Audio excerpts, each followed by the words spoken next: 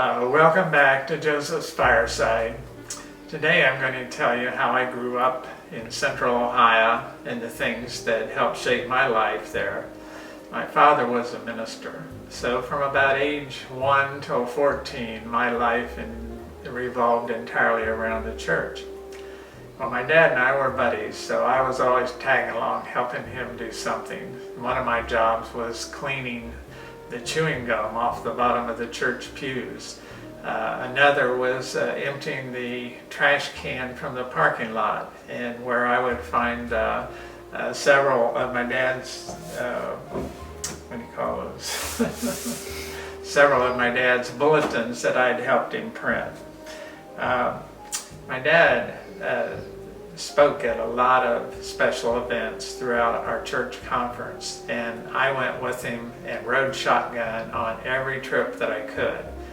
And we got to eat out in a restaurant most of those trips, so that was a big deal for a kid that grew up in the 1950s. My dog King also helped out at the church. He was a black lab, and everybody in the church loved him because he would sit next to my dad at the front door on Sunday morning, and he would shake hands with the members after my dad shook hands with him. The older members would tease Dad that they didn't come necessarily to hear him preach, but they wanted to shake hands with King. I played piano by ear and until I was about 8 years old, and then the folks thought I better start taking lessons. I started to get a little talent with that. So my mother was a stage mother and made sure I had plenty of church songs so I could help out at the church. So I got pretty good at it, and one day they asked me to play at a funeral, and it was a very small funeral. One of the church couples, the married couples, had a stillborn child, and it was a sad thing, but only the family members were attending, and I was asked to play a little song. So I did. I knew it would mean something to my folks. Well, from there I started playing at funerals.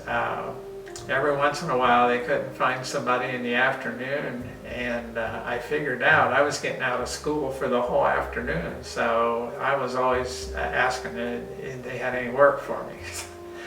So one funeral I played for left me with an eerie feeling. My dad was also a counsel to death row inmates at the state penitentiary, and one of his charges didn't get the reprieve that he had hoped for, and he faced the electric chair. Well, I asked my dad, how do you electrocute someone? And he said, you shave the top of their head, and when they put the metal plate on the head, that's what carries the current and zaps you. Well, before the service started, I took my music over to the piano and I walked behind the casket to see if he had a bald spot. He had hair. He was wearing a toupee.